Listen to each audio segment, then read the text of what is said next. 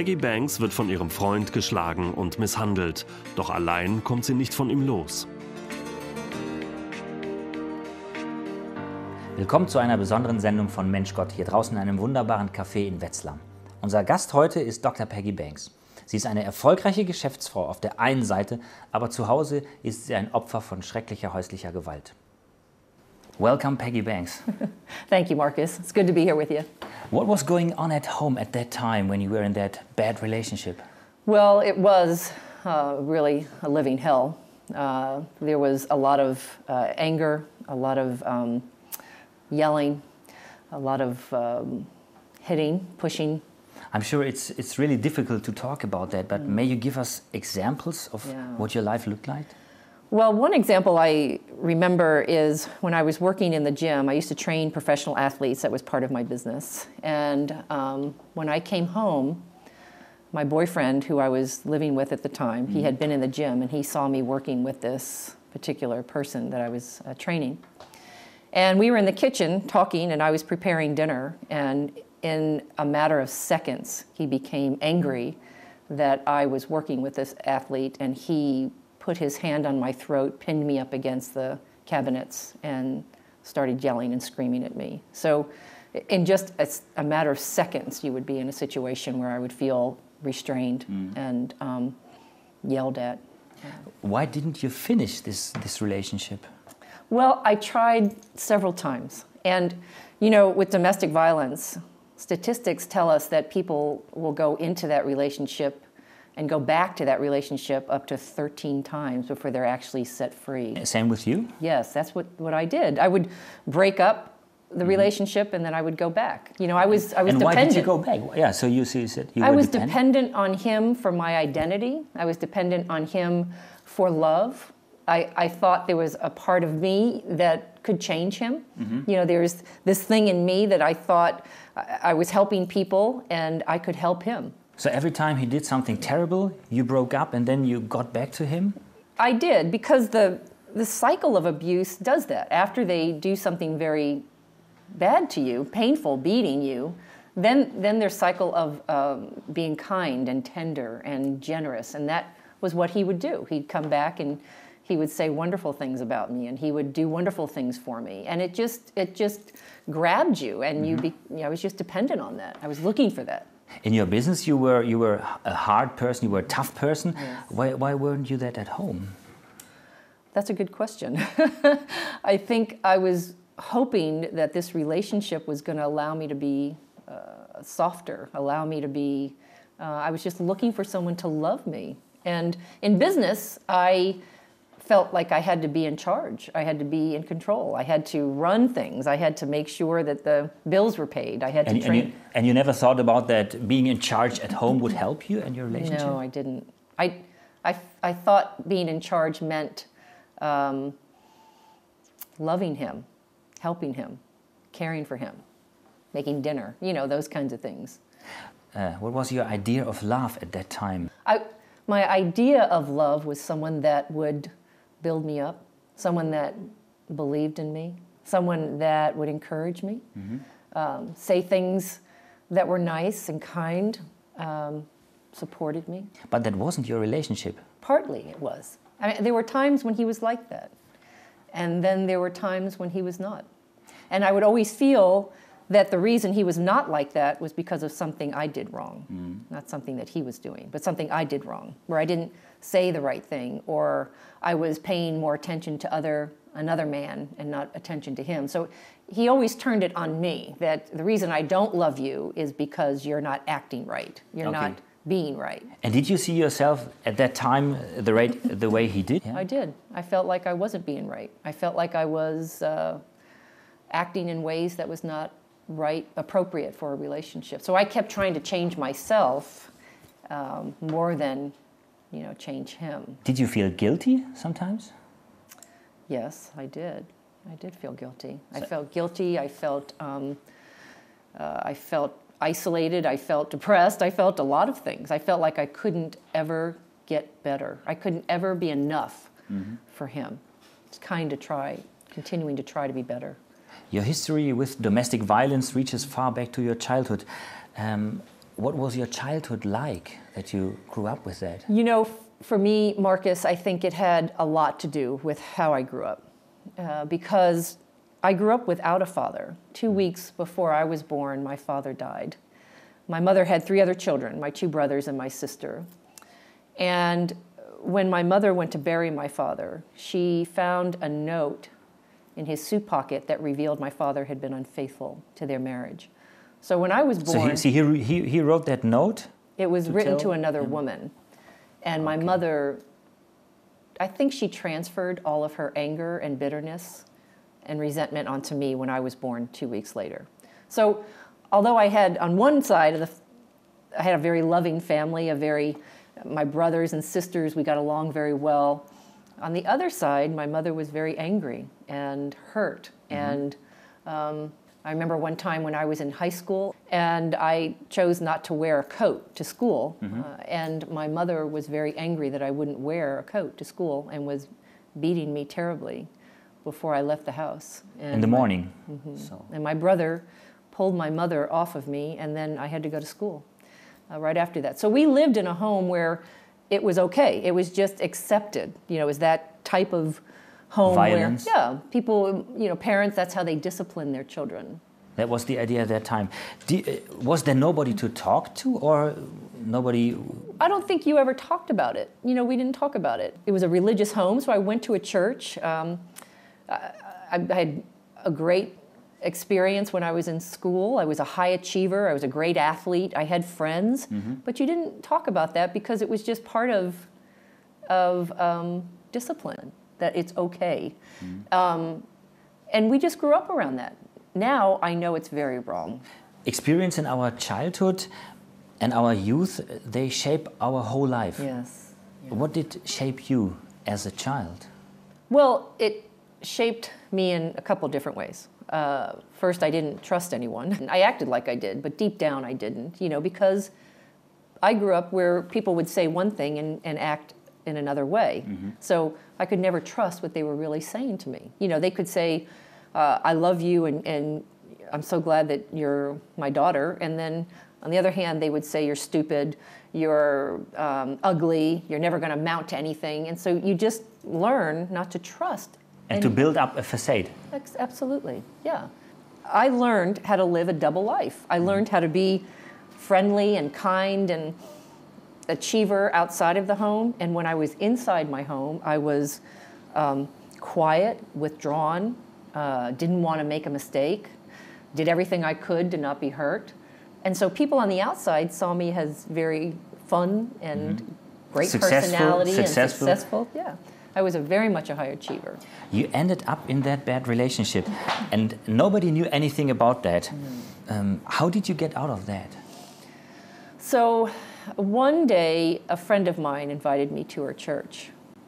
As an adult, I wasn't really going to church. I knew about God because I grew up knowing God.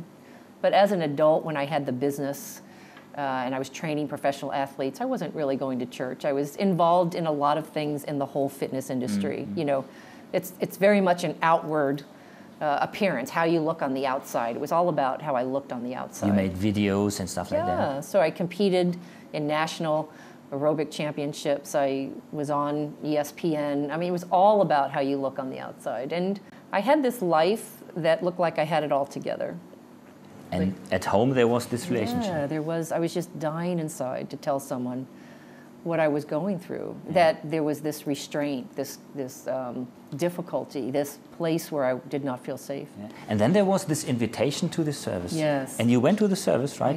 I did. And I heard the pastor preaching a message from Psalm 46:1, and that verse says, "God is our refuge and strength and a very present help in trouble." And at that time, it just hit me that there is a God who could be my strength and refuge in a time of trouble, and I was really in trouble. I didn't know how to get out of this relationship, and so I gave my life to Christ that day, and I wanted God to help me get out of this relationship. Did you meet God today in a completely different way? Oh yes, absolutely. I grew up in a religious system that talked about how to live out religious routines. So you did this, and then you did this, and you did this. Where that pastor made me see that it was about a relationship with Jesus. I didn't know what it meant. All I knew is that I wanted it. I didn't understand how it was going to be different. I just knew that I wanted a relationship with a God that was going to help me. There had to be something better than what I was doing. And you said you gave your life to Christ, to Jesus. I did. What does that mean? Well, I believed that God sent Jesus to this earth. He became flesh. He became man, lived on this earth. And he lived to tell us about a God who loves us. And so if we believe that, the Bible says that we can now enter into a relationship with God because of Jesus. So I believed that God... On that Sunday? That Sunday. I believed that God sent Jesus to die for my sins. Personally in your life? Yes, yes. And I just said that. I just, at that church, they prayed with me, and I proclaimed that. I said that. Jesus died for my sins, and I want to have a relationship with Jesus. Did it change something? Or? It changed in the sense of I was willing to do whatever it took to have this relationship. And God was your shelter in times of trouble. Yes. So you went home. What happened then? That verse literally saved my life, and I tell you why. I came home that day, and I called my boyfriend, and I told him I wanted to get out of the relationship. Again, I had done that in the past, and so it wasn't new for me to say that. I think he took it pretty well on the phone. Because he heard it several times before. Yes, yeah. He didn't react to it until that night when he broke into my apartment, actually, and came there to kill me. So did he have a gun? He had a knife, and he came there very angry, pushed me up against the wall, beat me several times, had a knife to my throat, and was there for several hours, saying things about me that made me believe that I would not get out of there alive. He said many things that he was going to do to me and did to me. How did you feel? I felt like there was no way out. I felt like my life was going to end. I was fighting for my life in the sense that I was just agreeing with everything he said. He said very terrible things about me and how I ruined his life and how just bad things as he was hurting me. Hours and hours. Yeah. So I know today, Marcus, that it was only by God's grace that he left my apartment. And I really felt that night, God became my strength in times of trouble. My strength in the way that I was able to withstand the suffering and the beating and the rape repeatedly. Did he recognize a new inner strength, or what was the difference? I think the Lord may have shown him that. I don't know. I think there was a part of him that realized he could not accomplish what he came there to do. I wasn't in my own strength realizing that. I wasn't fighting in that way. But I think somehow God revealed that he wasn't going to get me. He wasn't going to be able to do to me what he came there to do. And because I wasn't fighting him like most people would think about fighting him. I wasn't pushing him away. I wasn't, screaming. But I was just agreeing. It was so interesting how God just took over.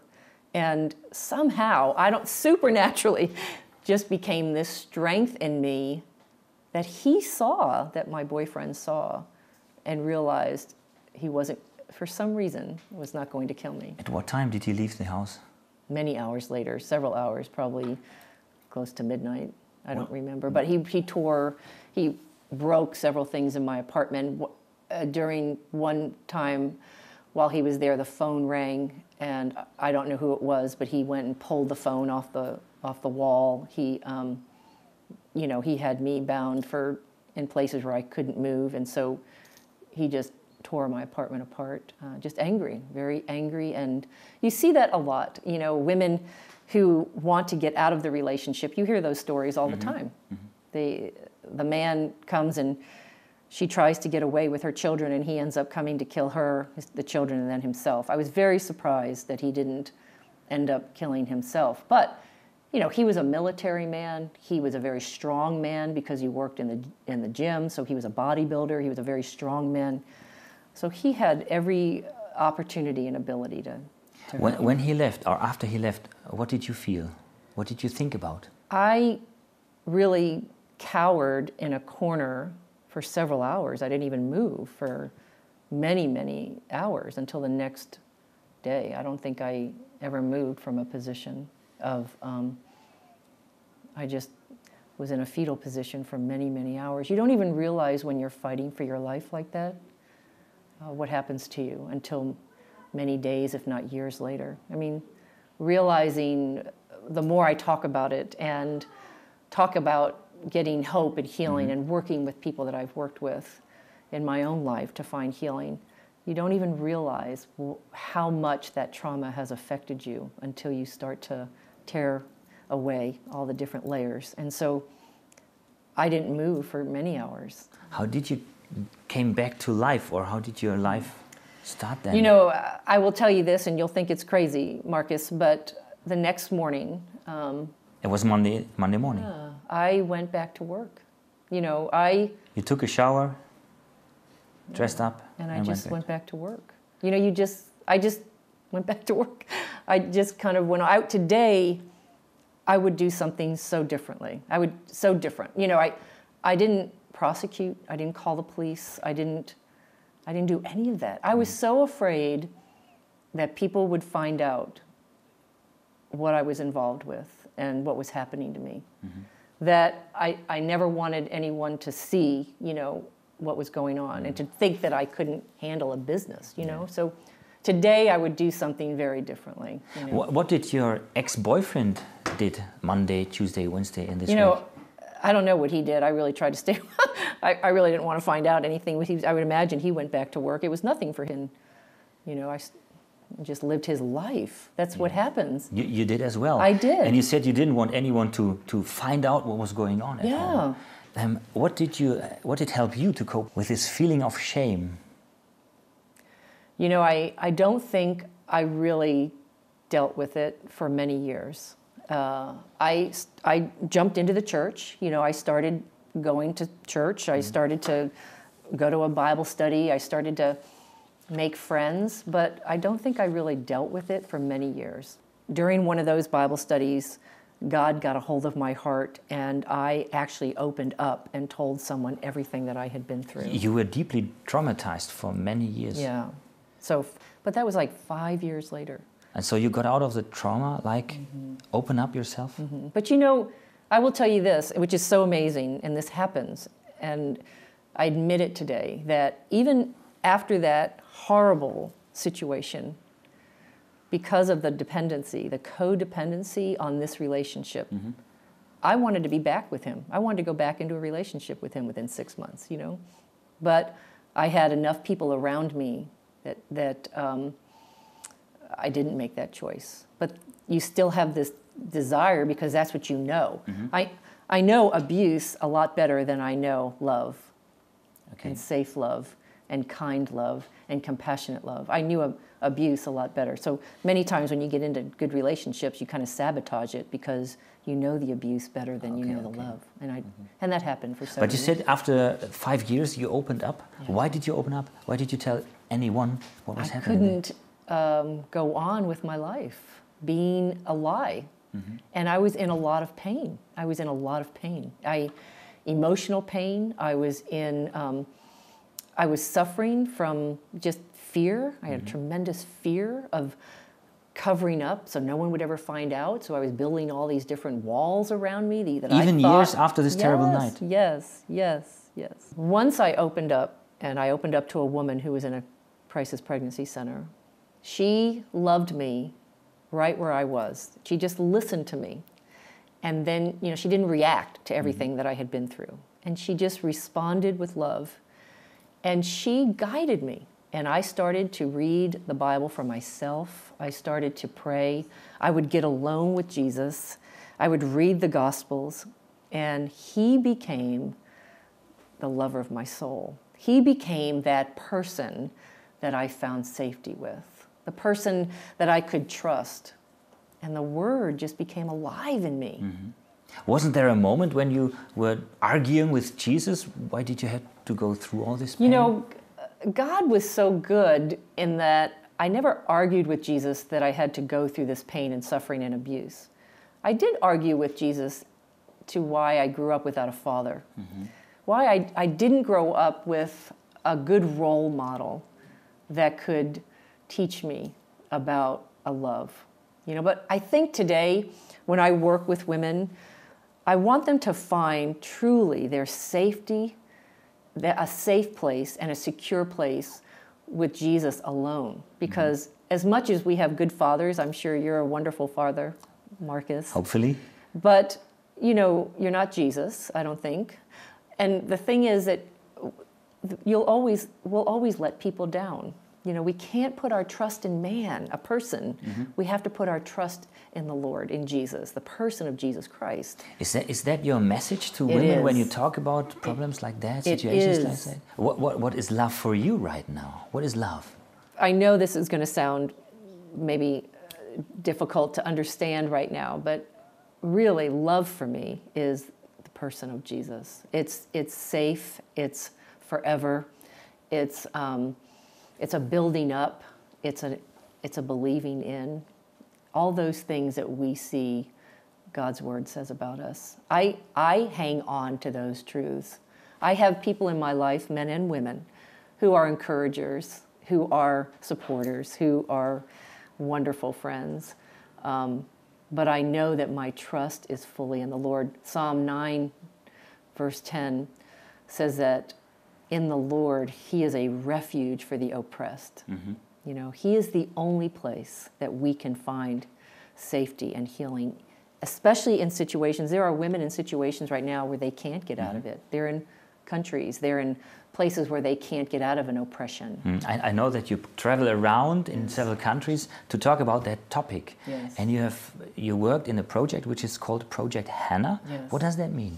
Project Hannah speaks hope to women around the world and across generations, in that it tells them about this relationship, about this identity that they can have that is created in the image of God. So it's not just anger management or fear management? Well, I don't believe in anger management because I believe it's hard to manage our behaviors. What I like to say is we need anger resolution. We need to resolve our anger. We need to look into what is causing our anger. What's at the foundation? Anger is just it's a behavior that's an outward action of something that's much deeper, whether it's, you know, fear or jealousy or lust. There's other things at a deeper level that's causing us to be angry. And so I say we have to resolve that with God, and then our behaviors change. If you would choose a symbol on your life, what would you choose? So I look at it as a journey of hope, and I think about going from brokenness to God's beauty. Thank you very much. Yeah. Dr. Peggy Banks, it was a pleasure to talk to you. Thank you, Marcus. Thank you very much for your openness. Thank you. It's great to be here. Peggy Banks war ein Opfer schrecklicher häuslicher Gewalt und sie ist heute eine Botschafterin von Hoffnung und Glaube und Liebe. Wenn Sie in einer schwierigen Beziehung leben oder Hilfe brauchen, dann schicken Sie uns eine E-Mail. Wir werden Sie weiterleiten an das Projekt Hannah, Frau Dr. Peggy Banks. Und wir werden für Sie beten. Alles Gute Ihnen, bis zur nächsten Sendung von Mensch Gott. Freiheit ist möglich. Wenn Sie Fragen zur Sendung haben, dann können Sie sich gerne bei uns melden. Sie erreichen uns telefonisch unter 06441 957 14 14 oder per Mail an menschgott@erf.de.